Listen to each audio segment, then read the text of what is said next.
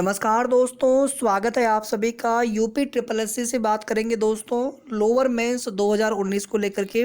सबसे पहले दोस्तों यहाँ पर एक आप सभी के लगातार क्वेश्चन आ रहे थे, कमेंट आ रहे थे, क्वेरी आ रहा था कि हम लोग पोस्ट प्रेफरेंस बाद में चेंज कर सकते हैं क्या। दोस्तों पहले तो लग रहा था कि ये संभव नहीं है, ऐसा शायद ना हो, लेकिन अभी आप देखेंगे जूनियर असिस्टेंट 2019 डीबी का जो नोटिस आया था, इसमें जो है पोस्ट प्रेफरेंस के लिए बोला गया है।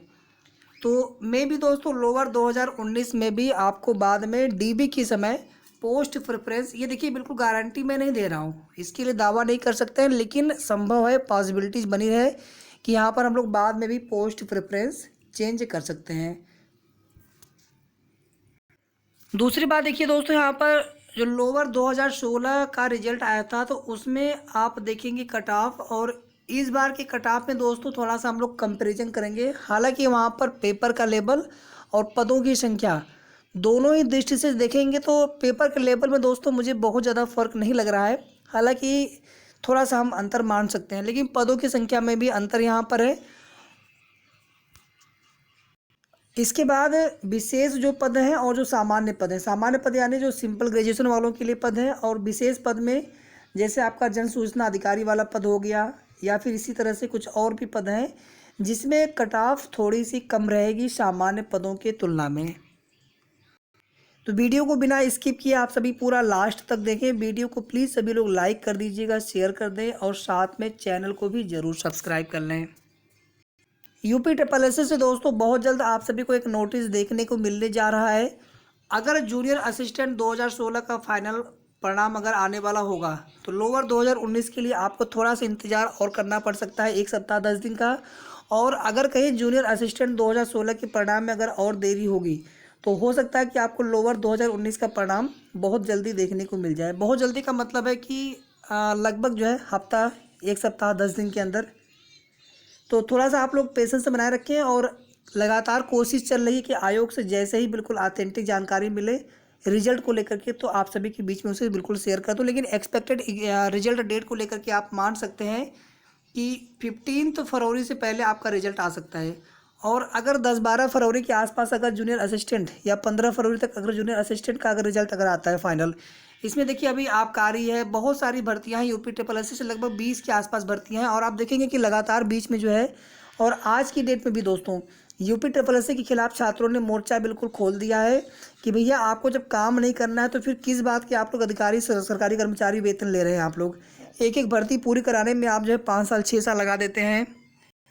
तो दबाव लगातार है आयोग के ऊपर। तो ऐसे में दोस्तों उम्मीद बहुत ज़्यादा है कि जितनी भी पुरानी पेंडिंग भर्तियां हैं वो तेज़ी से कार्य हो। विशेष करके परीक्षाएं नहीं हो सकती, नया विज्ञापन नहीं आ सकता, लेकिन जितने भी पुरानी भर्तियां पेंडिंग हैं उन सभी भर्तियों पर काम यहाँ पर तेज़ी से आपको देखने को मिल सकता है, जिसमें आपको जल्दी जल्दी आपको इसी फरवरी के महीने में 3 से 4 नई नोटिस देखने को मिल सकती है, जिसमें जूनियर असिस्टेंट भी आपका शामिल है, लोअर 2019 भी आपका शामिल है, आबकारी भी हो सकता है।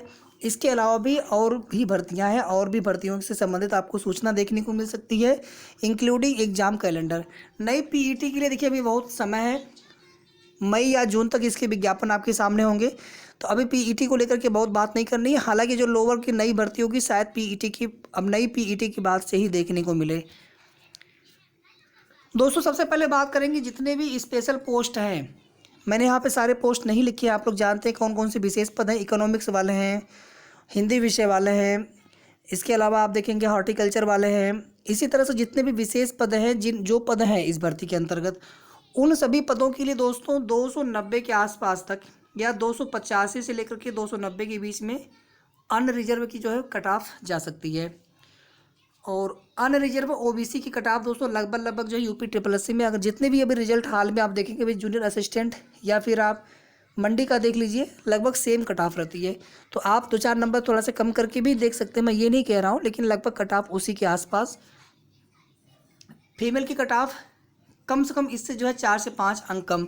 फीमेल में फिर अलग अलग कोई कैटेगरी नहीं दिखी जाती, फीमेल की जो कट ऑफ होती है वो फीमेल की होती है, सिर्फ उसमें सभी फीमेल्स उसमें आ जाते हैं। एससी की कम से कम आप यहाँ से 5 से 10 नंबर और कम, एसटी की जो है उससे 5 से, यानी इनसे एससी से 5 से 10 नंबर और कम करके आप यहाँ पर देख सकते हैं।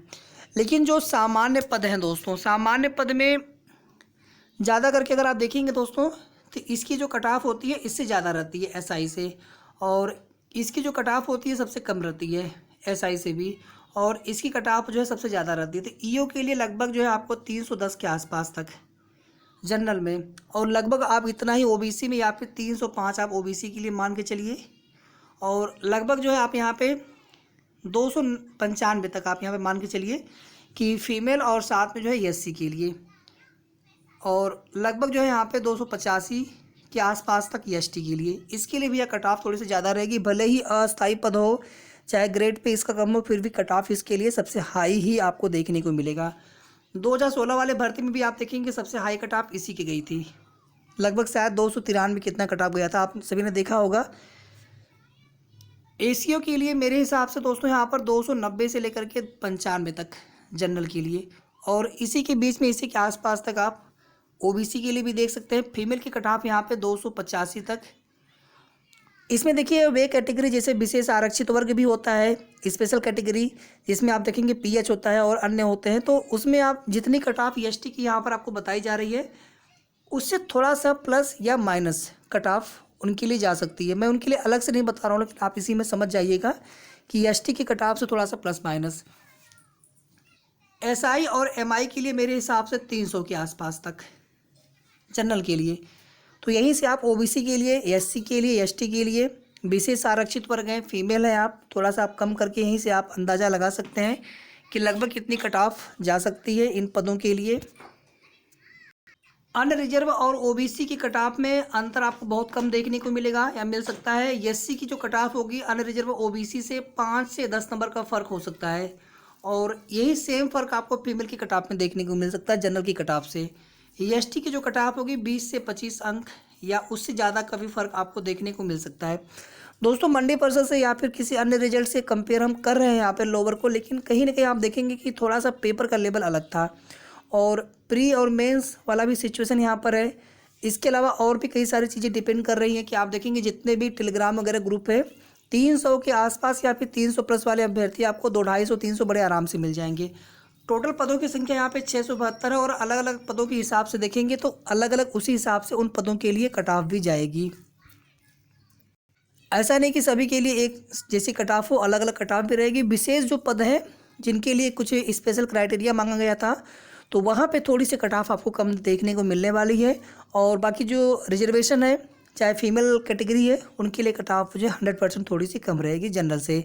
बाकी हम ये नहीं कह सकते कि जनरल की कट ऑफ या बहुत ज़्यादा रहेगी, ओबीसी एससी की बहुत कम रहेगी, थोड़ा बहुत ही अंतर आपको देखने को मिलेगा। हो सकता है 5 से 10 नंबर, हो सकता है जनरल ओबीसी की कट ऑफ बिल्कुल सेम जाए, ठीक है। तो रिजल्ट को लेकर के जैसे ही कोई भी अपडेट्स प्राप्त होती है या फिर यूपी से कोई भी न्यूज़, कोई भी नई नोटिस को लेकर के जानकारी प्राप्त होगी, तो आप सभी को नेक्स्ट वीडियो के माध्यम से बताई जाएगी। वीडियो को प्लीज़ सभी लाइक ज़रूर कर दें।